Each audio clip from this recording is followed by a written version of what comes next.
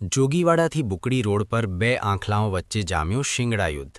ભયભીત બનેલા રાહદારીઓમાં નાસભાગ. પાટણ શહેરના જોગીવાડા વિસ્તારથી બુકડી તરફ જવાના મુખ્ય માર્ગ પર આજે બે માતેલા આંખલાઓ વચ્ચે ભીષણ લડાઈ થતાં અફરાતફરીનો માહોલ સર્જાયો હતો.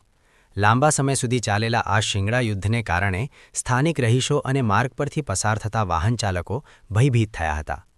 બંને આંખલાઓ એકબીજા સાથે એવી રીતે બાખડ્યા હતા કે રસ્તાની બંને તરફનો વાહન વ્યવહાર થંભીકાયો હતો. આંખલાઓ લડતા લડતા રસ્તાની વચ્ચેથી બાજીમાં પાર્ક કરેલા વાહનો સુધી પહોંચી જતા વાહનોને નુકસાન થવાની ભીતિ સેવાઈ રહી હતી. સ્થાનિક લોકોએ પોતાના ઘર અને દુકાનોના દરવાજા બંધ કરી દીધા હતા, જ્યારે કેટલાક રાહદારીઓએ જીવ બચાવવા સુરક્ષિત સ્થળે આશરો લીધો હતો. આ ઘટનાને પગલે સ્થાનિક રહીશોમાં નગરપાલિકા તંત્ર સામે રોષ જોવા મળ્યો હતો.